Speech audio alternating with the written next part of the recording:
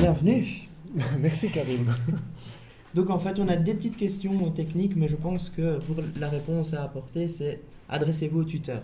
Alors, Oui, c'est vrai. oui, alors dans le sens que on a une personne qui se plaint, on a ici Charlotte qui se dit qu'elle a une personne qui s'est ajoutée à son groupe sans leur demander l'avis et ils ne savent pas comment la joindre. Bon, alors, je pense que c'est sans doute quelque chose qu'on aurait pu aussi indiquer tout de suite, c'est-à-dire quel est le moyen de communication privilégié des différents participants à un groupe. Et je crois que cette personne sait sans doute bien dans quel groupe elle s'est inscrite, donc devrait peut-être laisser quelque part, soit en même temps que là où elle a écrit son nom, une adresse mail ou un numéro de téléphone, enfin je ne sais pas, en tout cas essayer de prendre contact avec les différents interlocuteurs de son groupe si elle veut travailler avec eux, sinon ça va être compliqué, mais voilà. Un moyen de communication bien défini, ça c'est important pour après poursuivre le travail commun. Et pour bien communiquer.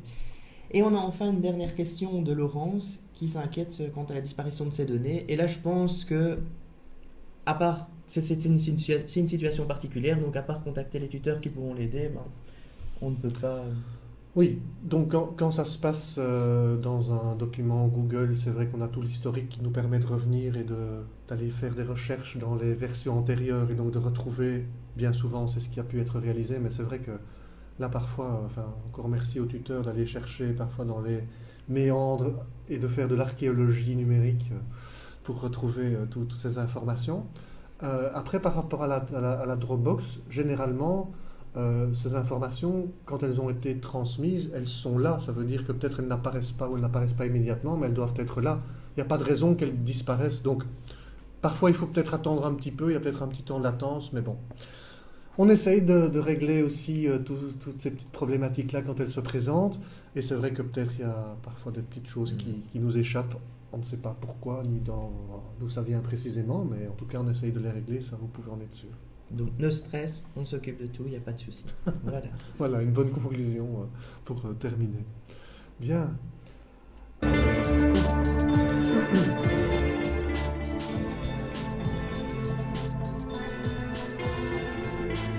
Nous allons donc clôturer avec notre citation du jour. Alors, la citation du jour, c'est celle de Ken Goodman, que vous pouvez voir sur l'écran ou bien que vous pouvez aller lire de façon plus claire sur la page Facebook où toutes les diapos sont déposées. Et je vais donc vous la lire. Il n'y a pas de rapport de recherche, de brillantes découvertes, d'articles incontournables, de revues, de programmes, de politiques, de lois qui peuvent changer ce qui arrive aux élèves dans les écoles. Seul l'enseignant peut le faire.